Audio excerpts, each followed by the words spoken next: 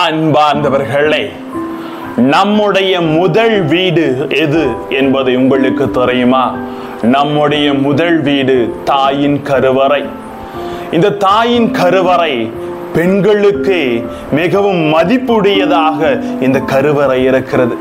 இப்பேற்பட்ட பெண்களின் பெருமையையும், பெண்களும் அனைத்திற்கும் இறையாட்சிக்கும் உட்பட்டவர்கள், அவர்கள் வழியாகவும் இறையாட்சி இந்த மண்ணுலைகளை நான் நிலைநாட்டினேன் என்று பெண்களின் பெருமையை பற்றியும், பெண்களின் உதவியை பற்றியும், பெண்களின்றி நாம் இல்லை என்பதை இன்று நமக்கு நற்செய்தி வாயிலாக தெளிவுபடுத்துகிறார் இறைவன்.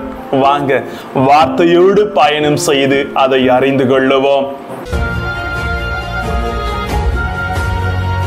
Praise the Lord. இயேசுவுக்கே புகழ், இயேசுவுக்கே நன்றி. இறைவனின் அருட்கரமும் அருளாசீரும் உங்களோடும் உங்கள் குடும்பத்தோடும் முழுமையாக தங்கிட உங்களை நான் வாழ்த்துகிறேன்.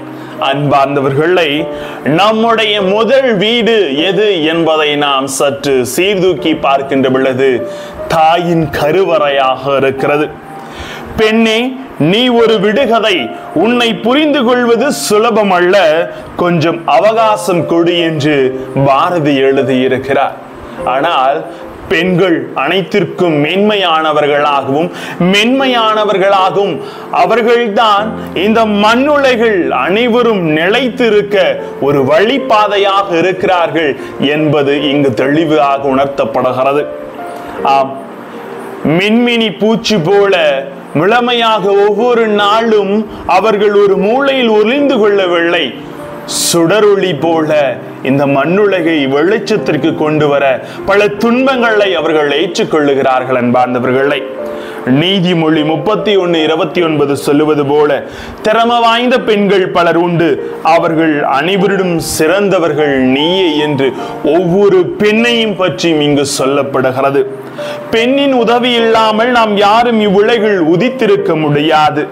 இயேசு கிறிஸ்துவையும் உட்பட பெண்ணின் உறவு ஒவ்வொரு மனிதனின் முதல் வீடாகிய தாயின் கருவறையிலே துவங்குகிறது என்பதை இங்கு தெளிவாக உணர்த்துகிறார். இதுவே பெண்ணின் இன்றியமையாமையை மறுக்க முடியாத நிலையை நம்மிடம் உருவாக்குகிறது. அன்பார்ந்தவர்களை, பொதுவாக யூத ரபிகளுக்கு பெண் சீடர்கள் கிடையாது. ஆனால் இயேசுவுக்கு பெண் சீடர்கள் இருந்தார்கள்.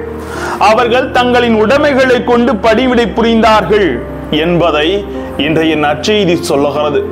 இந்த பெண்கள் அனைவருமே, இன்றைய நற்செய்தியில் சுட்டி காட்டுகிற அனைத்து பெண்களுமே ஏதோ ஒரு வகையில் ஆண்டவர் இயேசுவால் தொடப்பட்டு, ஆண்டவர் இயேசு பெயரால் உதவிகளை பெற்று அவர்கள் ஆசீர்வாதத்தை அடைந்திருக்கிறார்கள். அதை உணர்ந்து இவர்கள் தங்களிடமிருந்த உடைமைகளை வைத்து அவருக்கு பணிவிடை புரிவதை நாம் பார்க்கிறோம். மேலும் பெண்களை பற்றி நினைக்கின்ற பொழுது இன்றைய நற்செய்தி அழகாக உணர்த்துகிறது. இறையாட்சி பணியில் ஆண் பெண் பாகுபாடு கிடையாது, அங்கே எல்லோருக்கும் இடம் உண்டு என்பதை உணர்த்துகிறார். நாம் பெற்ற நன்மைகளுக்கு நன்றி உள்ளவர்களாக இருக்க வேண்டும் என்பதை இன்றைய நற்செய்தி உணர்த்துகிறது. இந்த பெண்கள் தாங்கள் பெற்ற அனைத்து நன்மைகளுக்கும் நன்றி உணர்வோடு பணிவிடை புரிவதை நாம் பார்க்கிறோம். மேலும் இறையாட்சி பணி என்பது ஒரு கூட்டு முயற்சி, அதற்கு எல்லோருடைய ஒத்துழைப்பும் தேவை என்பதை உணர்த்துகிறார். ஆமாங்க, இன்னைக்கு தெளிவாக நமக்கு உணர்த்தப்படுவது, இந்த வீட்டுல குடும்பத்துல நம்ம நினைச்சிட்டு இருக்கோம், இந்த ஆண்கள் நல்ல வேலைக்கு போறவங்க எல்லாமே நினைச்சிருக்காங்க, நாங்க தான் கஷ்டப்படுறோம், பெண்களுக்கு என்ன, அவங்க வீட்டுல தானே சும்மா இருக்காங்கன்னு. எத்தனையோ வகையிலே அவர்கள் நமக்கு ஊன்றுகோலாக உதவியாக இருக்கிறார்கள். அவர்களின்றி நாம் நிச்சயமாக உயர்ந்த நிலைக்கு அடைய முடியாது. எத்தனையோ துன்பங்களும் துயரங்களும் இருந்தாலும் தங்கள் முகத்திலே புன்முறுவலோடு மகிழ்ச்சியை வெளிப்படுத்தி எல்லோருக்கும் ஊன்றுகோலாக இருப்பவர்கள் தான் பெண்கள். இதை என்னைக்கு எல்லா குடும்பத்துல உணர்ந்துக்கிறீங்களோ அந்த குடும்பம் திரு குடும்பங்க. தனியா நான் இருந்தா போதும், பெண்ணே வேணாம் அப்படின்னு நினைக்காதீங்க. ஏனென்றால் ஒவ்வொரு முயற்சியிலும் உங்களுக்கு ஊன்றுகோலாக இருக்கிறார்கள். எல்லா தேவைகளையும் அவர்கள் முழுமையாக அறிந்து செயல்படுகிறார்கள் என்பதை இங்கு உணர்த்துகிறார். அன்பார்ந்தவர்களே, ஆண்டவருக்கு கொடுப்போர் ஆண்டவர் மிகுதியாக கொடுப்பார் என்பதை அவர்கள் தெளிவாக உணர்த்துகிறார்கள். 2 கொரிந்தியர் 9:7 சொல்லுவது போல, முகமகிழ்ச்சியோடு கொடுப்பவரே கடவுளின் அன்புக்குரியவர். அன்னைக்கு அன்னமரியாள் முகமலர்ச்சியோடு தன் உதிரத்தை மணமகனுக்காக கொடுத்தது போல இன்று ஒவ்வொரு பெண்களும் முழுமையாக முகமலர்ச்சியோடு எத்தனையோ தியாகங்களை செய்து வாழ்விலே நம்மை வழி நடத்துகிறார்கள்.